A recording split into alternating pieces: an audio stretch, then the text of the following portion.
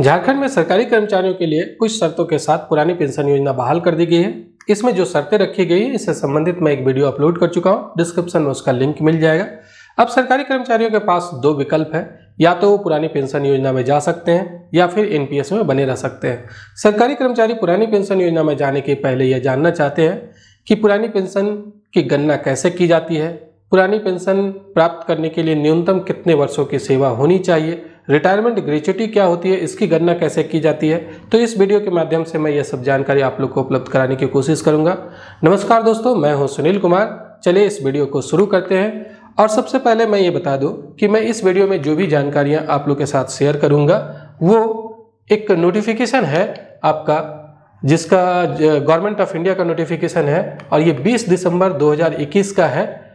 यहाँ पर 1972 CCS pension rule में से कुछ अमेंडमेंट लाया गया और एक बनाया गया सीसीएस पेंशन रूल 2021, उसी को मैं यहाँ पर लिया हूँ। देखिए, Central Civil Service Pension Rule 2021 है। इसका लिंक मैं डिस्क्रिप्शन में दे दूंगा, आप लोग चाहें तो डाउनलोड कर सकते हैं।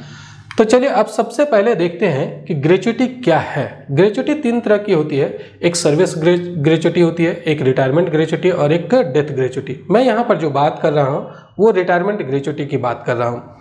तो सबसे पहले हम लोग ये जानते हैं कि ग्रेच्युटी क्या है। ग्रेच्युटी मुख्य रूप से एक बोनस राशि है जो नियोक्ता द्वारा अपने कर्मचारी को सेवानिवृत्ति के समय लॉयल्टी अवार्ड के रूप में दिया जाता है। सरकारी कर्मचारी एक लंबे समय तक सरकारी सेवा में रहते हैं, तो सरकार के द्वारा, नियोक्ता के द्वारा रिटायरमेंट के समय सरकारी कर्मचारी को एक मुश्त एक राशि दी जाती है, एक तरीके से इनाम के रूप में, एक तरीके से उपहार के रूप में, वही ग्रेच्युटी होती है। अब दूसरे सवाल ये है कि रिटायरमेंट ग्रेच्युटी के लिए कितने वर्षों की न्यूनतम सेवा अनिवार्य है। तो सीसीएस पेंशन रूल 2021 के अनुसार यहाँ पर लिखा हुआ है इसमें कि एक सरकारी कर्मचारी जिसने अपनी 5 साल की क्वालिफाइंग सर्विस आरक्षित सेवा पूरी कर ली है उसे रिटायरमेंट ग्रेच्युटी दी जाएगी। अब सवाल ये है कि किन्हीं सरकारी कर्मचारी की सेवा 4 साल 11 महीने है, 1 महीने कम है 5 साल से, तो क्या उनको रिटायरमेंट ग्रेच्युटी मिलेगी? इसके लिए भी नियम है। इसका नियम कहता है कि यदि कोई कर्मचारी 4 वर्ष और 9 मास या अधिक किंतु 5 वर्ष से कम की आरक्षित सेवा दी है तो उसकी सेवा 5 वर्ष की होगी और वह रिटायरमेंट ग्रेच्युटी के लिए पात्र होगा। अगर किसी सरकारी कर्मचारी की सेवा मान लेते हैं 4 साल 9 महीने है या 4 साल 10 महीने है या 4 साल 11 महीने है, तो भी उनकी सेवा 5 वर्ष ही मानी जाएगी और वो रिटायरमेंट ग्रेच्युटी के पात्र होंगे, रिटायरमेंट ग्रेच्युटी के हकदार होंगे। लेकिन अगर किन्हीं की सेवा 4 वर्ष 8 महीने है तो वो रिटायरमेंट ग्रेच्युटी के हकदार नहीं होंगे। अब आगे बढ़ते हैं, नेक्स्ट देखते हैं कि रिटायरमेंट ग्रेच्युटी का कैलकुलेशन कैसे किया जाता है। इसके लिए एक फॉर्मूला है, इस फॉर्मूला को देखिए। रिटायरमेंट ग्रेच्युटी इक्वल टू होता है 1/4 गुने इमॉल्वमेंट्स गुने यहाँ पर number of half years of qualifying service. अब सवाल ये उठता है कि ये इमॉल्वमेंट्स क्या है और number of half years of qualifying service क्या है। चलिए मैं सबसे पहले बताता हूँ इमॉल्वमेंट्स के बारे में कि इमॉल्वमेंट्स क्या होता है। इमॉल्वमेंट्स होता है बेसिक पे प्लस डीए। जब सरकारी कर्मचारी रिटायर करते हैं तो जिस मंथ वो रिटायर कर रहे हैं उस मंथ में उनका जो बेसिक पे है और उस समय का जो डीए है, दोनों का योगफल करने के बाद जो राशि बनेगी वही इमॉल्वमेंट्स होगा। अब दूसरा यहाँ पर number of half years of qualifying service, इसको समझाने के लिए मैं एक एग्जाम्पल ले रहा हूँ। इस एग्जाम्पल को समझिए। मैं मान लेता हूँ कि एक सरकारी कर्मचारी जब रिटायर कर रहे हैं उस समय उनकी सेवा जो है वो 30 वर्ष 4 महीने 15 दिनों की हुई है। ये इतने दिनों की सर्विस करने के बाद वो रिटायर हो रहे हैं। अब यहाँ पर number of half years of qualifying service कैसे काउंट किया जाएगा? ये 6-6 महीने का पीरियड बनाया जाता है। जितने दिनों की सेवा है 6-6 महीने का पीरियड बना करके कितने पीरियड बनेंगे वही number of half years of qualifying service हो जाएगा। तो सबसे पहले तो हम लोग 30 साल का पीरियड बनाते हैं। 30 साल का 6-6 महीने का अगर आप पीरियड बनाएंगे तो 60 पीरियड बन जाएगा। तो ये तो 60 पीरियड हो गया। यहाँ पर आप ये ऐसा समझ सकते हैं कि जो 30 साल की सेवा है इसको जस्ट डबल कर देना है तो वही number of half years of qualifying service हो गया। 30 साल की सेवा है तो उसका डबल कर दीजिए, 60 हो गया। अब यहाँ पर कुछ बच रहा है मंथ में, तो इस मंथ का कैलकुलेशन कैसे किया जाता है? इस मंथ का हाफ पीरियड का कैलकुलेशन जो करना है उसके लिए अगर 3 महीने या उससे अधिक है और 6 महीने से कम है तो वो एक पीरियड बन जाता है। तो यहाँ पर 4 महीने हैं, 3 महीने से तो अधिक है, तो इसके लिए एक पीरियड बन जाएगा, एक हाफ ईयर्स बन जाएगा। तो 30 साल का हाफ ईयर्स बनाते हैं तो 60, और ये 4 महीने 15 दिनों का हाफ ईयर्स बनाते हैं तो 1। और ये एक हाफ ईयर जो बनाए हैं इसके लिए नियम ये है कि 3 महीने और उससे अधिक होने पर एक हाफ पीरियड की गणना की जाएगी, लेकिन 3 महीने से कम अगर रहता है तो हाफ पीरियड की गणना 0 हो जाएगी। यानी 30 सालों का 60 पीरियड तो बनेगा ही, लेकिन अगर यहाँ पर 4 महीने की जगह 2 महीने 15 दिन होता तब ये जो एक पीरियड लिखे हैं वो एक पीरियड नहीं होता। यहाँ पर कम से कम 3 महीने या 3 महीने से अधिक होना चाहिए तो उसका एक पीरियड बनेगा 6 महीने तक, और ये टोटल हो जाएगा 60 + 1 यानी कि 61 हाफ ईयर्स का पीरियड बन गया वो। अब ये इसकी भी लिमिट है, इसकी भी एक सीमा है। इसकी सीमा ये है कि अगर 66 तक ही मैक्सिमम ले सकते हैं, मैक्सिमम लिमिट 66 है। अगर 66 से ज़्यादा होता है, मान लीजिए किन्हीं का हाफ ईयर्स जो है वो 70 हो जाता है, तो लेना है यहाँ पर 66 ही हाफ ईयर्स लेना है। अब चलिए आगे देखते हैं। ये मान लेते हैं कि किसी सरकारी कर्मचारी जब रिटायर कर रहे हैं तो उस समय रिटायरमेंट के मंथ में बेसिक पे 81,200 है, और उस समय का डीए जो आज का डीए मैं उसी डीए को ले रहा हूं, तो डीए का रेट 38% है। इस 38% का अगर कैलकुलेशन करते हैं 81,200 का, तो ये 30,856 आता है। ये जो दोनों का योगफल होगा वही इमॉल्वमेंट्स बन जाएगा। तो इमॉल्वमेंट्स हो गया ये दोनों का योगफल 1,12,056 रुपया। ये जिस वक्त जिस महीने रिटायर कर रहे हैं सरकारी कर्मचारी, मैं उस समय का बेसिक पे और उस समय की डीए की गणना किया हूं। तो यहां पर हम लोग दोनों चीजों की गणना कर दिए, इमॉल्वमेंट्स क्या है वो भी, और दूसरी चीज की नंबर ऑफ हाफ ईयर्स क्या है वो भी, उसकी भी मैं गणना कर लिया हूं। अब फॉर्मूला में हम लोग इसको पुट कर देंगे।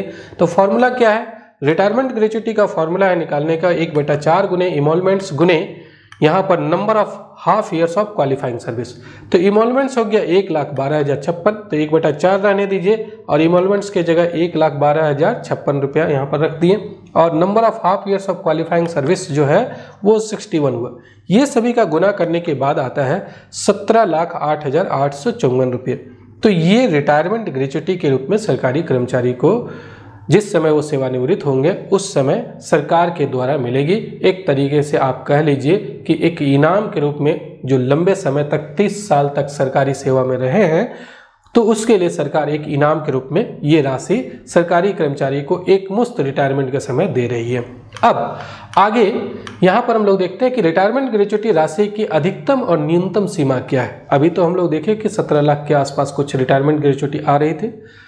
अब इसकी ऊपरी सीमा क्या है और न्यूनतम सीमा क्या है। तो इसके लिए नियम है कि अधिकतम सीमा 20 लाख, 20 लाख से ज़्यादा रिटायरमेंट ग्रेच्युटी नहीं मिलेगी किसी भी सरकारी कर्मचारी को, और न्यूनतम राशि की कोई भी सीमा निर्धारित नहीं है। न्यूनतम राशि कुछ है ही नहीं, 20 लाख मैक्सिमम है, न्यूनतम जितना भी आता है वो आपको रिटायरमेंट ग्रेच्युटी मिलेगा। अब आगे पेंशन के लिए अहरक सेवा की न्यूनतम सीमा क्या है। सभी सरकारी कर्मचारी ये जानना चाहते हैं कि कितने वर्षों की सर्विस होने के बाद पुरानी पेंशन के वो हकदार होंगे, और पूरी पेंशन कितने वर्षों के सेवा में मिलेगी। यहाँ पर सरकारी कर्मचारियों के बीच में कुछ कन्फ्यूजन है। अब जो सीसीएस पेंशन रूल 2021 है उसके आधार पर कुछ नियम में परिवर्तन हुआ, पहले कुछ नियम अलग था, इसीलिए सरकारी कर्मचारियों के बीच में कन्फ्यूजन है। तो मैं इस वीडियो के माध्यम से ये कन्फ्यूजन दूर करूँगा। सबसे पहले, कोई कर्मचारी न्यूनतम 10 वर्ष की पूर्णकालिक अहरक सेवा पूर्ण करने पर पेंशन का हकदार होता है। पेंशन का हकदार होने के लिए 10 वर्षों की सेवा जरूरी है।